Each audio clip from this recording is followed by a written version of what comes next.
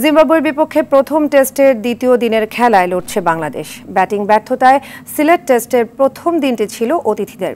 ঘরের মাঠে দুর্বল জিম্বাবুয়ের বিপক্ষে মুশফিক, মিরাজ সহ দলের 5 ব্যাটারই ফিরেছেন 2 অঙ্ক না ছুঁয়েই।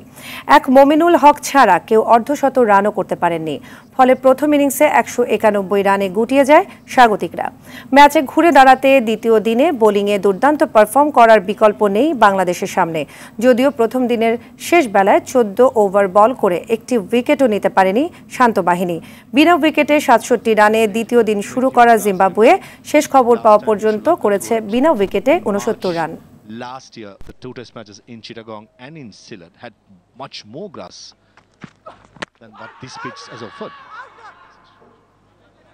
Really shows the fast bowlers have been banged on. Sylhet আন্তর্জাতিক ক্রিকেট স্টেডিয়াম থেকে সরাসরি যুক্ত আছেন সহকর্মী নাজমুস সাকিব। সাকিব, প্রথম দিনে বাংলাদেশ দলের ব্যর্থতার পর দ্বিতীয় দিনের খেলার শুরুটা কেমন দেখছেন? কি হতে পারে?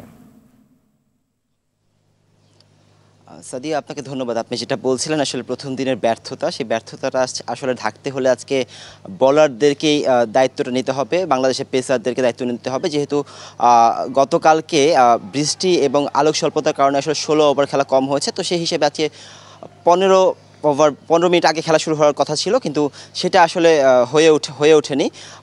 আলোক স্বল্পতা এবং সকালে গুড়ি বৃষ্টি ছিল, সেই কারণে 10টায় খেলা শুরু হয়েছে এবং 15 মিনিট পরে খেলা শুরু হয়েছে। এবং আমরা যেটা দেখছিলাম আসলে বাংলাদেশ বলাররা আজকে শুরুতেই একটা উইকেট নিয়েছে জিম্বাবুয়ের, এবং সেইটা যদি তারা ধরে রাখতে পারে, আসলে প্রথম সেশনটাতে যদি দাপটটা ধরে রাখতে পারে, তাহলে হয়তো বা বাংলাদেশ কিছু একটা করে দেখাতে পারে দ্বিতীয় ইনিংসে। তো সাদিয়া, সিলেট থেকে বাংলাদেশ জিম্বাবুয়ে সিরিজের এই ছিল আমাদের সর্বশেষ।